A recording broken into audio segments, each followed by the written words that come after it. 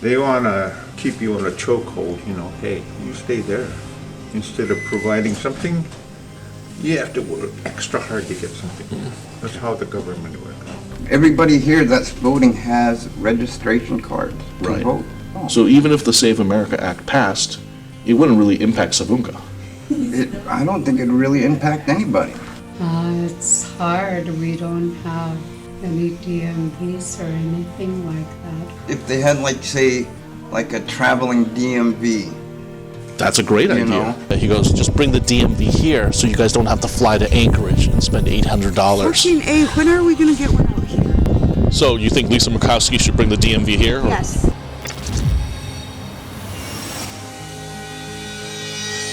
This is St. Lawrence Island. It's a little bit closer to Russia than it is to mainland Alaska, but there's great Alaskans that live out there. In the middle of nowhere, Alaska, where we're about to look into claims made by the state's longtime U.S. Senator Lisa Murkowski, who says some of her indigenous constituents may be discouraged to vote if the Save America Act passes.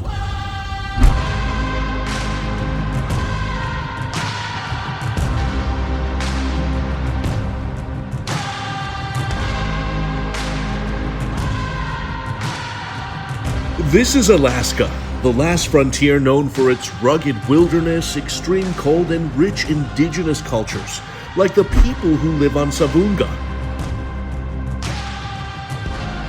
Republican Senator Lisa Murkowski recently put this tiny remote island on the national stage, using them as the reason why she's refusing to support the Save America Act. I'm asking you to approve the Save America Act. One of President Trump's signature bills that's supposed to strengthen election integrity by requiring voter ID and proof of citizenship. But Murkowski says it will discourage most of her constituents on Savoonga from voting, claiming very few would take costly flights to bigger cities like Anchorage to get proper voting documents to meet new requirements.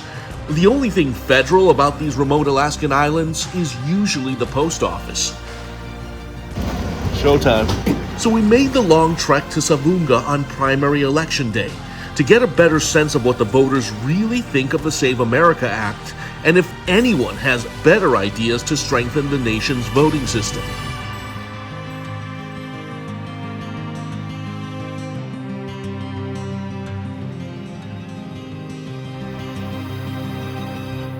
All right, so basically there's no turning back right now. That's the plane behind us on the runway. It's about to take off, so we're here at least for the time being to figure out what's going on. So on primary election day, we went straight to tribal leadership for perspective on Murkowski's claims. Are you the president? Ben Pungawee serves as one of the village officials and says he has no idea why she keeps pushing this one-sided narrative, but agrees with Murkowski. Flying would be a financial burden for most in this community. However, he says there are clearly easier alternatives she's not mentioning. Do you think Senator Murkowski's doing a good job representing Savoonga? Well, 2018, I haven't heard word of housing. I don't know what she's going through right now. This is not only a logistical challenge, but it presents a fiscal challenge. However, he says there are clearly easier alternatives she's not mentioning. I get my driver's license through the mail. Yeah, so you're saying that people, maybe the folks could simply send them to you guys. Mm-hmm. That's that simple.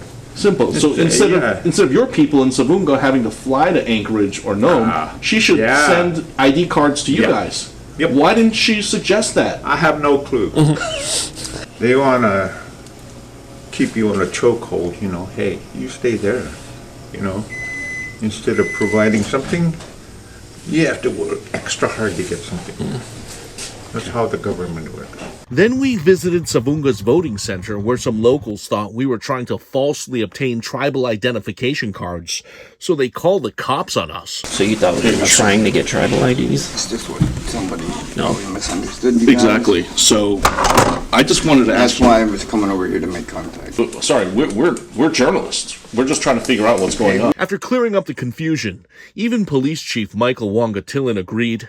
They can't afford it because airline tickets here are way more expensive than flying to Nome to Anchorage and Right. return.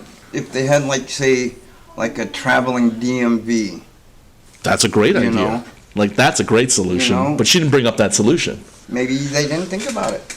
Murkowski is not considering all the options to meet new requirements of the Save America Act. So do you feel like Lisa Murkowski should maybe bring a traveling DMV here? Well, what about Dan Sullivan, the junior senator? Wouldn't he be able to get something like that going? Okay, that makes sense. He thinks state officials should bring in a pop-up Department of Motor Vehicles office where his people can register to vote and get the proper IDs. The chief came up with a great idea. He goes, just bring the DMV here so you guys don't have to fly to Anchorage and spend $800. 14A, when are we going to get one out here?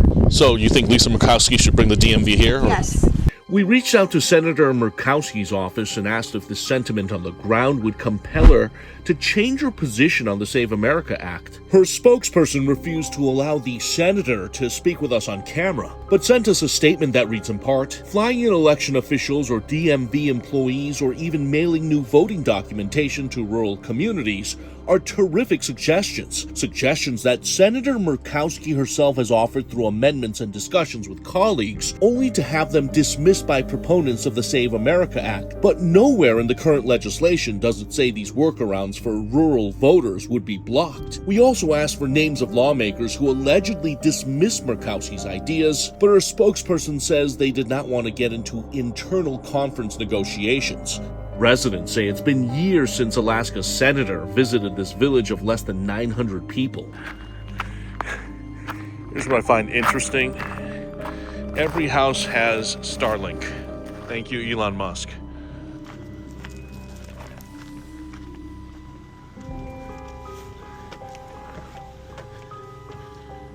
Hello? Hello? The reality is, most of the people we spoke to here in Savoonga say they're not really concerned about national politics or any potential voter fraud. They want Senator Murkowski to focus more on local issues, like bringing support into this community.